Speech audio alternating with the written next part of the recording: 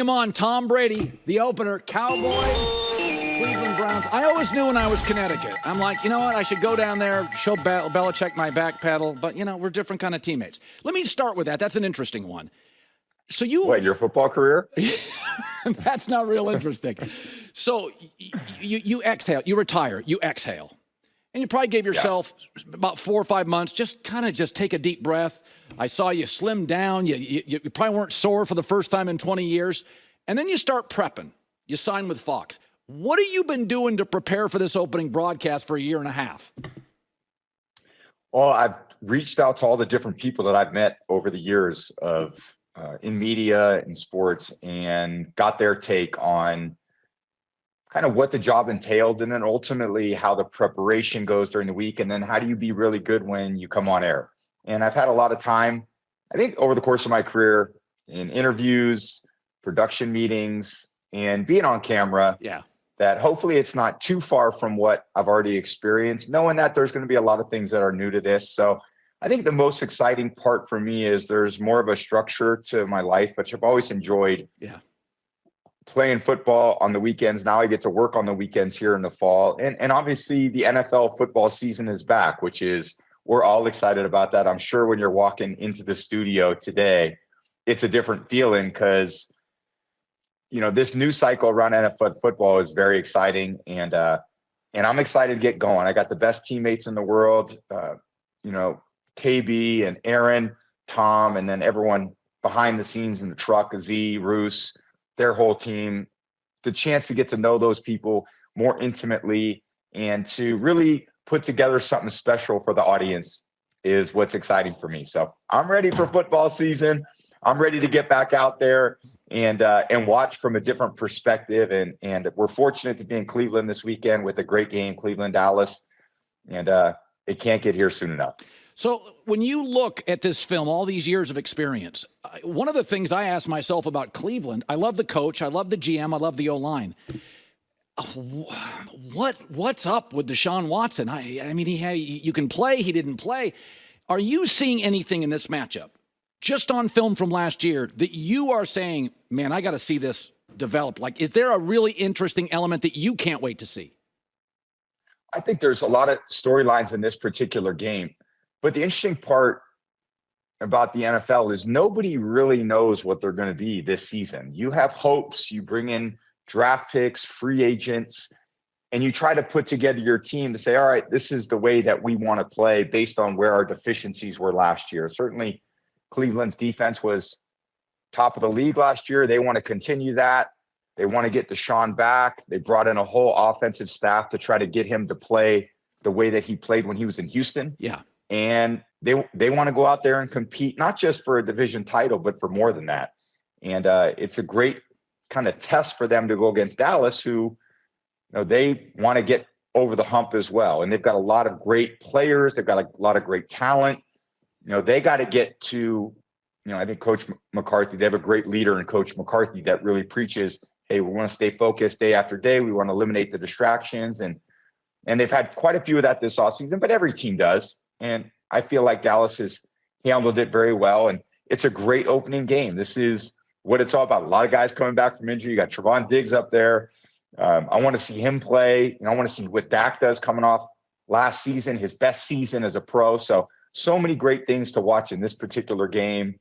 And again, it's a perfect day for football. It seems like it's going to be in Cleveland on Sunday. It's not always like that there from someone who's been there a few times. Yeah.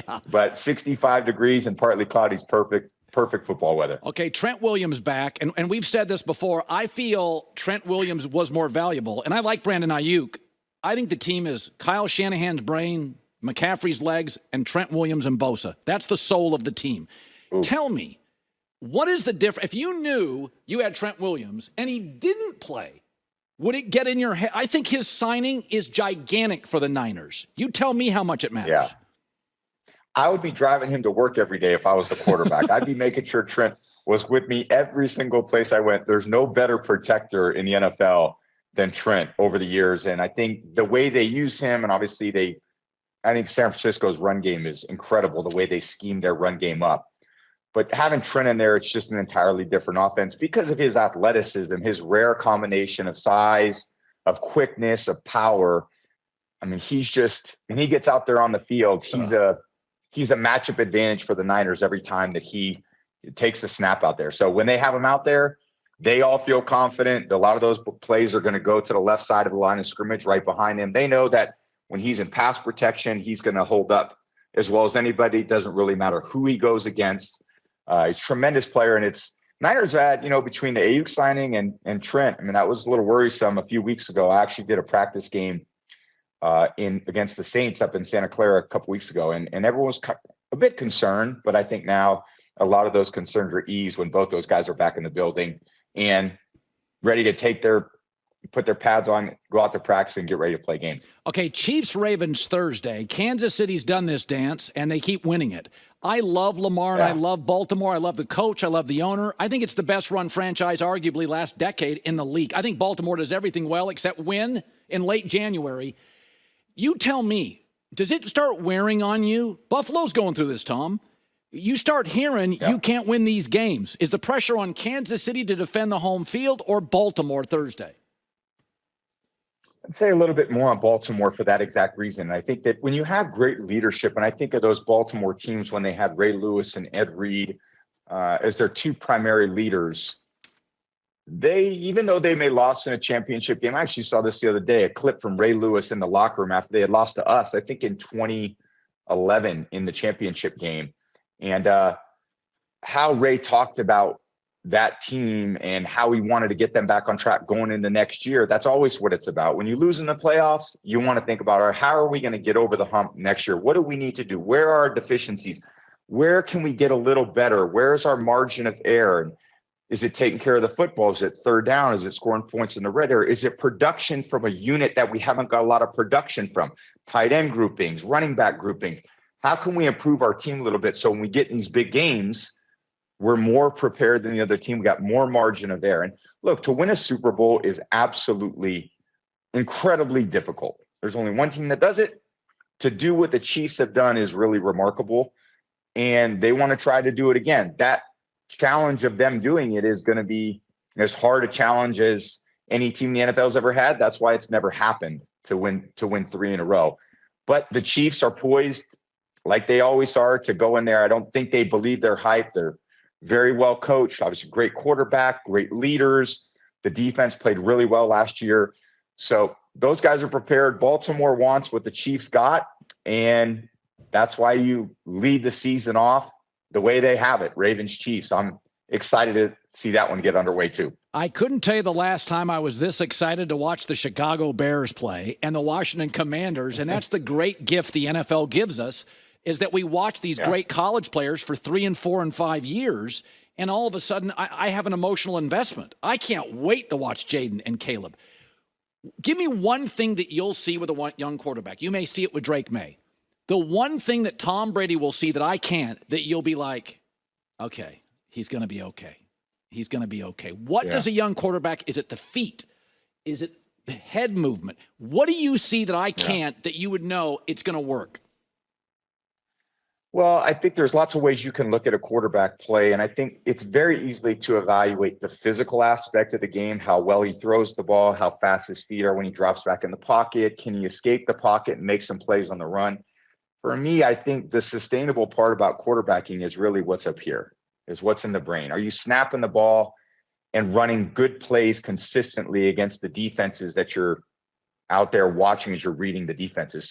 So much of it to me is is the coach giving the quarterback, because he's going to see it every day in practice, the coach and the players, are they giving the quarterback the freedom to make the plays and the decisions that he needs to make to get the team to win? Because a lot of these guys can throw the ball. A lot of them can move in the pocket. Now, watching Caleb do it, he's exceptional at it. Right. But to me, it's a deeper level than that. When you're looking at starting quarterbacks in the NFL, everybody should be able to throw the ball well. Everybody should be able to drop back and make accurate throws. It's what can you do when you're on the road in front of 70,000 people, and every single player in the offensive huddle is looking at you in your eyes going, does this guy have the confidence in himself to bring us back when we're losing in the fourth quarter? And I think that's the mark of what I see in quarterbacks.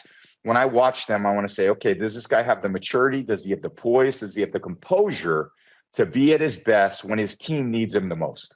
90 seconds, Drake May. Would you sit him? I don't think there's a right answer. Would you sit him, or would you put his feet to the fire and let it rip?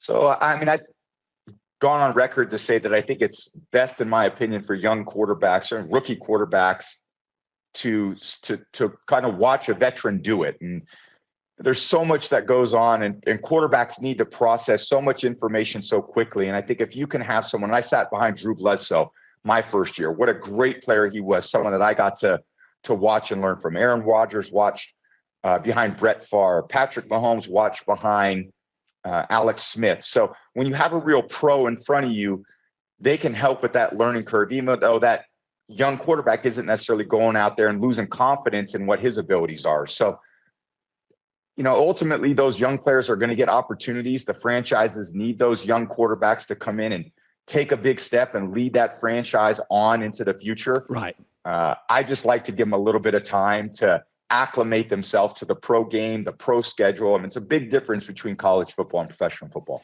We got about 90 seconds left. Week 1 is different than it used to be. Tom, nobody plays in the preseason. Veterans, I mean, the Jets and the Niners, some of these older teams, they're not playing anybody, so there could be upsets galore.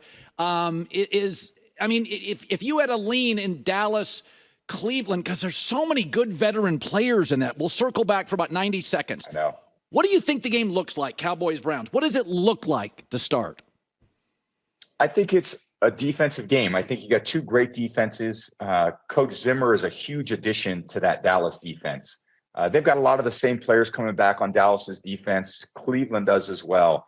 I think both offenses, they're not quite the running games they've had in the past due to some injuries. So they've had some offensive line shuffling going on both teams. So I think it's going to be a little bit more of a passing game. And I don't know if those passing games are quite in midseason form yet with the way that these, CD wasn't in camp. Dak didn't have a lot of looks at that.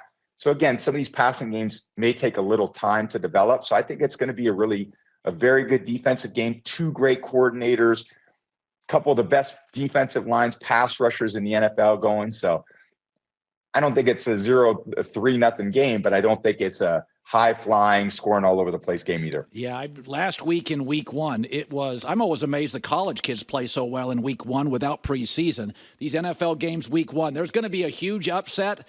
Veterans don't play, so you don't know what you're getting. You don't. I think the pro football is a lot more fair than college football. When you see these college football games and you got a directional Tennessee school versus Alabama, there's not much chance that it's tough for those teams to come in and compete against the big dogs. So in the NFL, look, this is as fair as it gets, which is why everyone loves this sport. It's a salary cap. It's so many things that all these teams have the ability to recompromise their roster and deal with them in the best possible way and try to be the best team they could be. It's a